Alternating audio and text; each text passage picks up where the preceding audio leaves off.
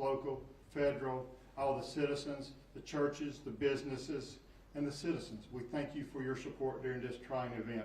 It has been testing for everyone, and we appreciate all of the support that has gone through that. The state of emergency still will remain in effect.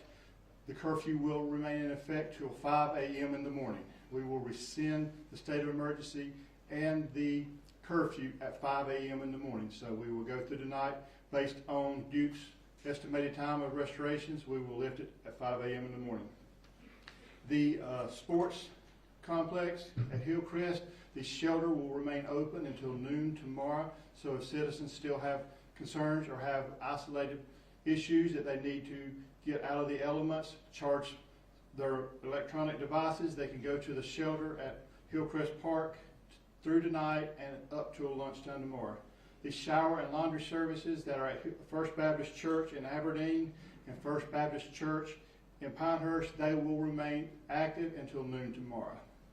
The meal sites that have been provided by Baptist on missions, they will provide the meals tomorrow, and they will stop that operations tomorrow at 2:30. So they will be at the same meal sites as today, but again, that will end tomorrow at 2:30. Currently, as I said yesterday, we have no fatalities related to motor vehicle accidents during this power outages, and we did have one potential death that we've had. A lot of people asked about that. That case has been turned over to the medical examiners, and at this time I have no additional information at this portion on the death that got circulated through the social media. At this time, I will turn open to Nick Pacerno, the Chairman of the Board of Commissioners, for his comments. Thank you, Brian. Good afternoon. Welcome all. It's been a good day. First of all, I want to really reiterate everything that Brian said about all the thanks to our churches and our community for the way they've reached out and helped each other. It just goes to show for the nature of how people in Moore County are made up. They love each other, and then they really unite when we have times of trouble, as we've had. A few years ago, we had a dam at Woodley tried to take out quite a few people, and we saw the same uniting force in Moore County. So we're going to be open for business. We're the home American Golf. I hope you will get that word out that our golf courses will be back open. They'll be playing golf, and we'll hope you come and visit us. And we look forward to seeing you here. We also, as Brian, I think he mentioned that I will be signing the order to rescind the emergency declaration just when I leave here, and that will be effective 5 a.m. in the morning. So thank you again for being here. Sorry the circumstances that brought you here. So come back, join us, and play some golf, and we'll show you Moore County hospitality. Thank you for all you do. Thank you, Chairman Pacerno. At this time, we'll ask County Manager Wayne Best for additional comments. Thank you, Brian. And once again, thank you to everybody who's here today. Y'all hung in like troopers through this event, and we really appreciate all that you've done to help get the word out and keep our citizens informed. As the power has come back on, so has our community, our county services, and as Brian said and the chairman said, we're back to business as usual. There may be a few county operations that are still somewhat impacted. Any of those exceptions to business as usual will be they'll be posted on our website. And with that being the case, I do want to recognize just a few people. I said on Sunday it's all hands on deck, and it's been that way. But I would be remiss if I didn't recognize these folks, because from the time my phone rang Saturday afternoon, these folks have rallied. They rallied to the cause, and they've continued to rally, and they will until this event comes to a conclusion. So I do want to recognize Moore County Public Utilities. I know when the power went out, there's a lot of folks on wells, and their power was out. They didn't have running water. But anyone that was on Moore County Public Utilities continued to get water and sewer service. And those folks have been out day in, day out, night in and night out, making sure that the water continued to flow. Not only that it continued to flow, but it was safe for consumption. We were also able to help the town of Taylortown when their water supply went out for whatever reason, we were able to put in an emergency interconnect there to supply the town. A very successful operation and in short order. Our property management staff, our IT staff, Parks and Recreation staff, Department of Social Services, the Health Department, all of those folks have been working with and manning the emergency shelter, and it takes a team effort, it takes a community effort, and again, they've done an outstanding job keeping that service up and running with not only shelter for our citizens, but charging stations, warming stations. We had shower facilities. If anyone wanted to come by, meals have been mentioned. So, this is just, again, the tip of the iceberg. And of course, Brian Phillips has done an outstanding job as our public safety director, he and his staff, and y'all met the sheriff a couple of times. So as our county government operations have come back on full force, our citizens and our businesses are going to look to come back in full force as well. And I just want to say, if you're within the sight and sound of this press conference, please patron Moore County. Come back to our businesses. They have lost a tremendous amount over the last few days. It's been it's a holiday season, so whatever you can do to help make them whole, restore them financially, will be greatly appreciated. If you're dining out, if you're only going to go out once, go out twice.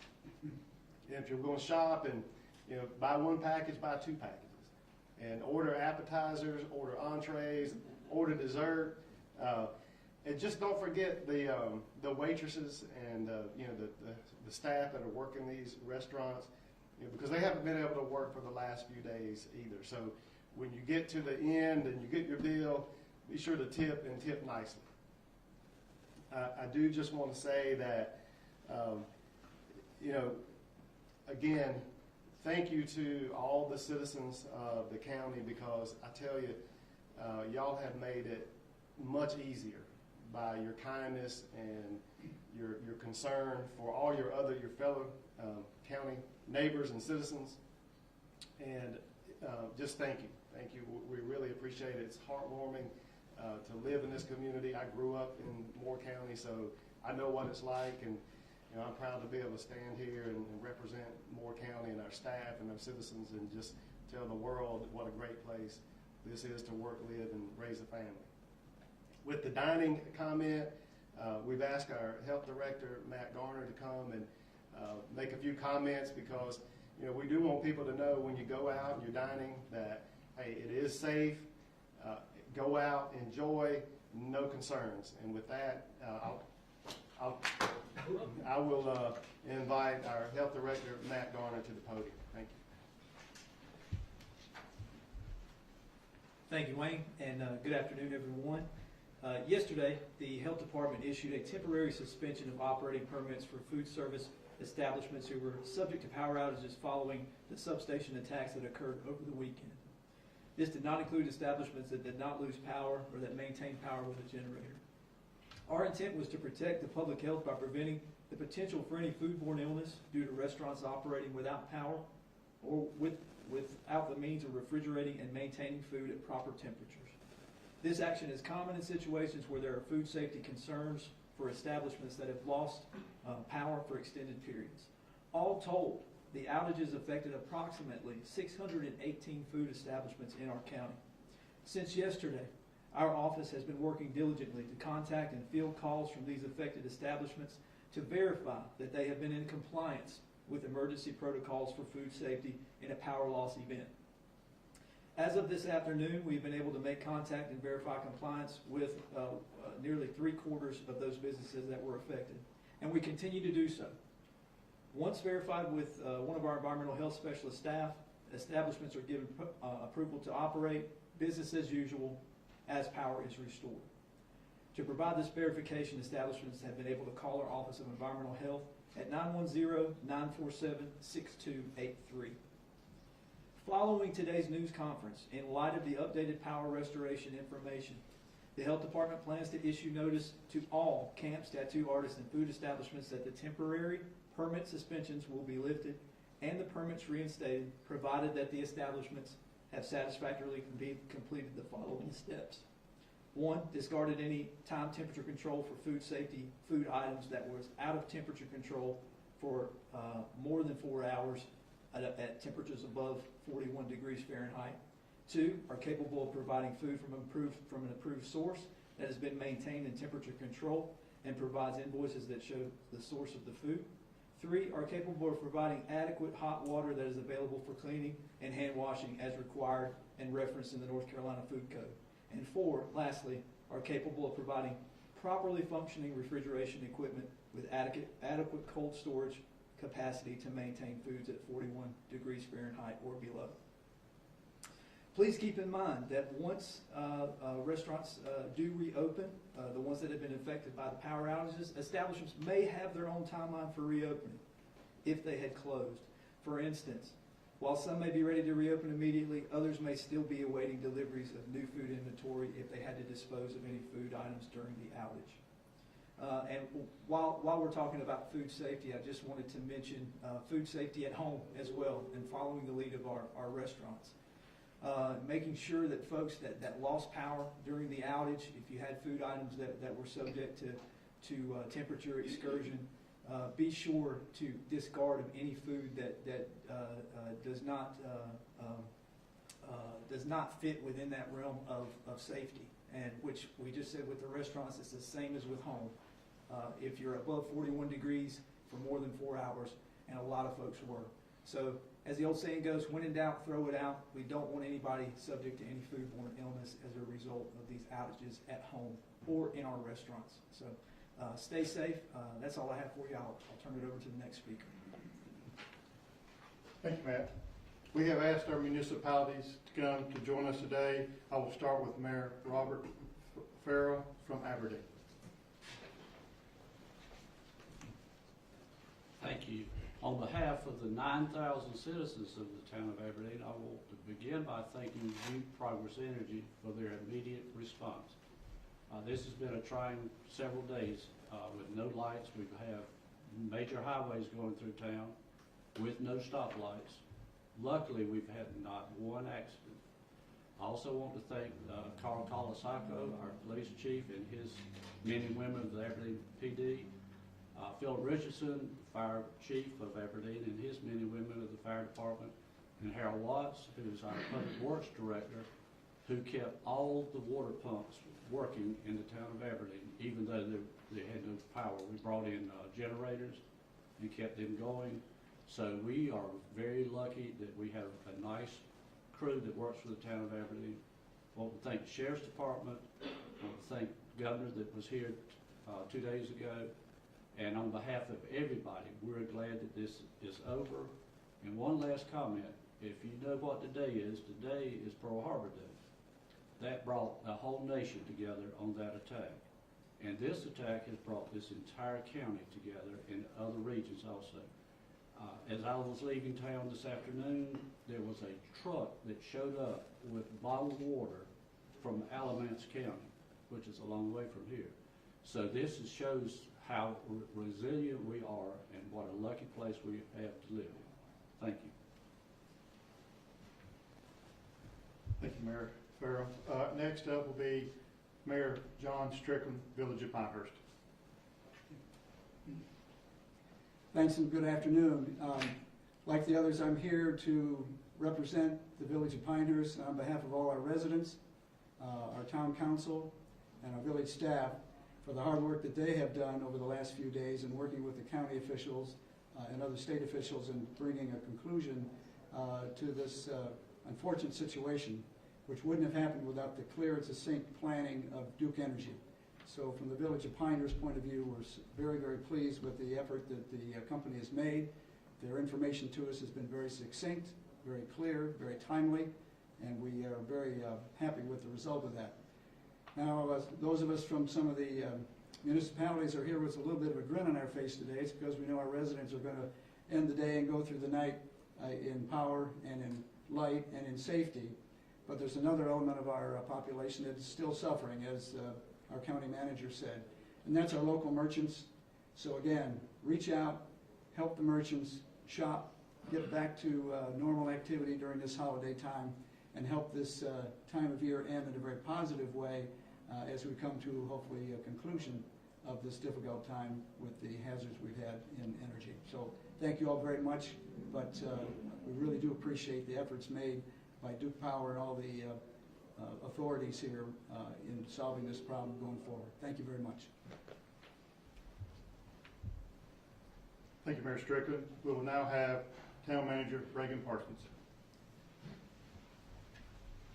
Thank you, Brian. On behalf of Mayor Caorlina, who couldn't be with us this afternoon, I'd like to reiterate a number of thank yous. Certainly to Duke Energy for their tireless efforts in getting us back up. Very happy to see power throughout the town as I came up here to Carthage. Certainly to the county management staff, Brian and his crew. Wayne has been very good in getting information out to us as to the activities here in Moore County. The state of North Carolina, the SBI, and other law enforcement agencies who certainly assisted in making sure that these heinous acts on Saturday evening did not spiral into something more criminal and ongoing. It's really gone very well since those terrible hours on Saturday evening. To our own town staffs, police and fire, clearly. Wayne mentioned the importance of the water and sewer and utility crews. I know our library and recreation crews quickly changed gears and became social agents, helping citizens with whatever their needs were. Recreation staff were regularly fielding calls not only internal to the community, but from as far away as Wilmington and other areas of North Carolina, wishing to bring food and other provisions into the area. And they helped to coordinate that and make sure that, that it got spread throughout the community. So a big thank you to those individuals. Finally, just a major thank you to the organizations and citizens of the community. Really a lot of fantastic outreach. Those who had resources or the ability to come out and help their neighbors did so and continue to do so, even this afternoon and even as the lights come back on. So it's really a fantastic community. It's a wonderful community. I reiterate all of the invitations to come and visit us, whether it be for golf or food or other activities. Very, very proud of our citizens and of our community servants in getting to today. So thank you all very much for the opportunity. Thank you, Reagan. At this time, and our next speaker was going to be the Town Commissioner Anton Sadokio. He had to be called away unexpectedly. Emily Yop, the manager of Carthage, will be speaking in his place.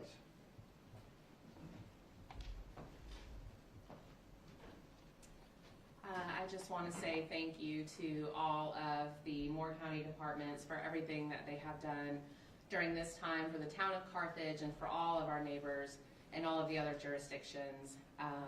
It has been trying. It was a cold night when the power went out, and you know, I'm just glad that they were able to get this on quickly. So Duke Energy, thank you for that.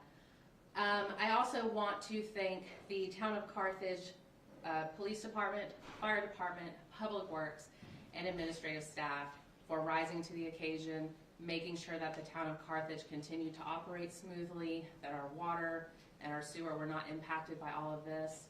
And I also want to thank the citizens of Carthage for coming together to help each other in this time of need. And I'm very thankful to be the manager for the town of Carthage. Thank you.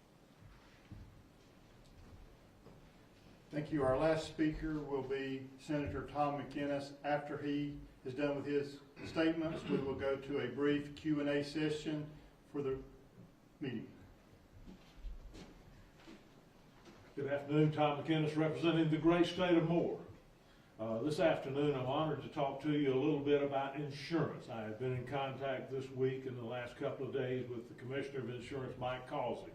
This is the time that we find out what our insurance is all about and how it affects our lives. So if you have a loss, you need to check your policy. You need to make sure that your loss is covered. If you have a question about your loss or a question about your coverage, you need to call your agent. If you don't get satisfaction there or can't get through to your agent, call the North Carolina Department of Insurance. They have a consumer helpline that's available, and talk to them. They're glad to help you. Now I want to say we're almost at the end of this great, great tragedy. We have just a few folks that don't have their power back on, but it's coming on quickly, and as Duke has said, we'll be on later this evening. I want to welcome everybody to the home of American golf, Pinehurst, North Carolina. All our Moore County folks are ready, willing, and able to accept you back into the fold of being customers and friends, and we want you to know that our restaurants are open. Our world-class golf courses are open for business. The #2 course, rated as one of the finest and best courses in the world. Again, our fine dining restaurants fully ready, fully open, and of course our first-class health care at First Health, North Carolina, is open as well. Folks, this has been a tremendous tragedy. It's been horrible. It has been everything that we always prepare for, but hope it never happens. We hope it never happens again. And with this wonderful situation that we have with all the folks coming together to work together, and also to bring forth the amount of reward money that's been brought forward, I think we're just days and moments and hours away from catching the culprit that did this tragedy. So with that, I leave it with you. We thank you again for being here, and we thank you for the free press. Chairman Cerno has a couple more comments he would like to address the press with.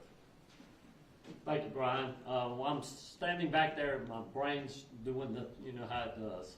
I hope we have a lot of local press here. I don't know where all you guys are from. But I'm going to issue a challenge to Moore County. This is for Moore County citizens and other citizens if you want to join in. On the Moore County website, we will post the agencies, Duke Power, our own Sheriff's Department, EMS Department, our first responders, anyone that had a part in getting our community back to normal. And I challenge you in this time of the year to send them a Christmas card thanking them. If you feel so inclined, send some money or send a gift card, and we'll make sure it gets to the right hands. This is the time of giving. These people have given everything they had so that we could get back to a normal life. And that's what we're about, right? Loving our neighbors. This is the first commandment. So let's do that. Send it to them, and we'll get that on our website. I just asked Wayne if we could do it, and hopefully we'll have it there by Monday. So look at the Moore County website, check it out, send them a card, even if it's just a thank you. I'm sure they would appreciate that. Thanks for letting me say that. Thank you, Chairman. At this time, we'll open up for Q&A. Yes, ma'am. Hello, so I understand how critical it is for people to come forward with any video that will maybe help investigators find any clues. I had some questions about the shooting itself. Do investigators believe that there was a significant gap in time between the two shootings of the substations, and which one was hit first?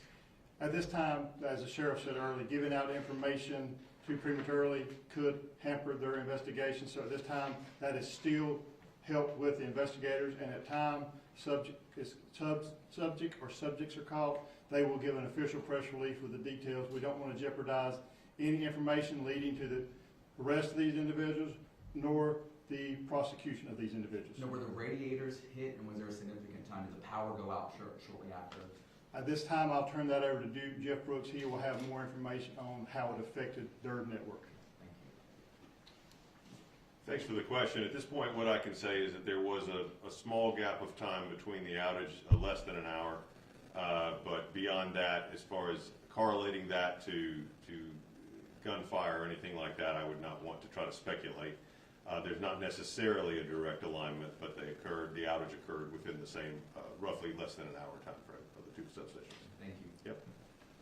Hey, Jeff. Oh, hey. Sorry. While you're up there, can you describe what kind of security measures you guys are taking at the other substations, if any? Do you mean the substations here in Moore County? Is that what you're referencing? And more broadly, I mean, I think what's clear, and we've reported a lot at CNN, that these critical infrastructure locations are highly attractive to people who want to cause real damage pretty quickly. And so, what is Duke Energy doing at any of the other more vulnerable locations? Well, I'll start with Moore County. We have elevated security around our substations here in a radius around this county here, as you might expect, with an ongoing investigation and the restoration activities. We've mentioned before that we use multiple layers of security at all of our facilities, not just substations, but but other equipment along the grid that is what we would call critical infrastructure there. And all of that is designed, both physical, electronic, people, and processes, to deter disruptions or limit the scope of disruptions at those facilities. But, you know, I would say that when you have 100,000 miles plus of overhead lines and hundreds of substations that are impacted by many things, storms, cars hitting poles, even squirrels, as you've encountered, you have to prepare for a variety of things, and the best way to do that is certainly by making sure your grid is resilient, and that is the other aspect of the equation, is making sure that if you have a disruption, that you can manage that disruption and you can recover from it as quickly as possible. And even though this has been a multi-day outage, I would say that in many respects some of those resiliency things worked well. Availability of supplies that we can move in to replace essential equipment or more complex equipment than we might otherwise have. Certainly the relationships and cooperation with our local law enforcement and county officials and state officials, that is part of being resilient. So all of that works together. It's not just one equation, a barrier or something else to help protect those systems. Going forward, we will certainly learn from this event. We'll certainly look at the particulars of this event, and that will help to inform our strategy in the months and years ahead. Thank you. I've got Blaine Alexander with NBC News. Thanks so much. I've got a question about the investigation. And I know that you're limited in what you can talk about, but there's been a lot made about any possible connection between this incident and domestic extremism. Can you speak at all about a motive? Is that something that's being looked into, that possible connection? And just kind of what can you say about that? At this time, as the sheriff said, it's an ongoing active investigation. Releasing any information prematurely could affect the outcome of arrest or conviction. So at this time, we're keeping all the information we can that could jeopardize that close to law enforcement agencies only. So we don't want to release anything, get speculations going up at this time. As soon as they have an arrest and can release all that information, Sheriff Fields, Chief Deputy Manus will get that information out as soon as possible. Can you say at least if that's a connection that's being investigated at all? At this point in time, we're not giving anything for comparison because we don't want any assumptions or anything made until an investigation has concluded. Quick follow-up. Could you talk at all about the potential types of charges that the suspect or suspects could face? The types of charges will be based on, if it goes federal charges, the Attorney General will do that. If it holds state, then the State Attorney General will help decide those charges, or if it says local, our local DA. So once a arrest is made, the charges will then be formulated of who will be charging the individual, if it'll be a local, state, or federal agency. So all of that's still being worked as the investigation is actively going on. In regards to doorbell cameras for people who live in the area, you mentioned people should look at them if they live near the substation. What should they be looking out for? Anybody that has any cameras, whether it be security cameras, door cameras, if they see any suspicious activity that's something that does not look normal for their environment, they need to contact the Sheriff's Office tip line at 910-947-4444. And in regards to damage, for Duke Energy, estimate of damage that was caused by this? As far as damage goes, there was a number of components in each of the substations, of the two substations, that was damaged. Some of those were complex pieces of equipment that had to be completely replaced. And so there is certainly a cost to that, but we are right now focused on completing this restoration today. That was really the marching orders, get everybody back on as quickly and safely as we can. We're doing that. We'll have that hopefully completed by this evening. And then we'll have the opportunity to begin to figure out what all that looks like and how that will be managed. One last question. Sure. We noticed some armed security guards, and you mentioned, amped up security at some of the substations. Any reason to believe that there's copycats out there, or that whoever's out here and not caught wants to do this again? As a utility, I don't think that we can afford not to assume all risks, and we are always working to prepare for those risks. So I can't speak to specific copycats of this instance. That would be the Sheriff's Office that could speak to that, but I can say that from a security standpoint and a grid hardening standpoint, we're always looking at those things. And this was one of the scenarios that we plan for. And what you're seeing is a response based on our preparations for that. And certainly we will take learnings from this event and work with our peers. You know, it's not just Duke Energy, it's the other utilities. We share information regularly. We work with our trade organizations, with federal agencies and state agencies to share intelligence and information. So obviously we will stay closely coordinated in the weeks ahead to make sure that we continue to keep a reliable grid and one that's serving you every day. Quick follow-up, any potential estimate, could the damage be more than $100,000? I don't want to speculate on the cost at this point, but it did involve multiple systems in each substation. Is it accurate to say millions? Again, it's hard to speculate on the exact cost, but I would certainly say that it was a significant operation. Yeah, thank you. At this time, we will close the Q&A session. I will make final comments. Again, as I said in my opening comments, I appreciate all the citizens who have understood the environment that we have lived since Saturday night. We appreciate their compassion, and we do feel with them because we are citizens of this county also, so we thank them for being understanding and their support. Again, I'd like to thank all the agencies, first responder agencies that have stepped up and helped during this event. And as last comment of, again, I will restate it again. If you saw something, say something. Again, the tip line is 910-947-4444. And thank you for coming to today's briefing.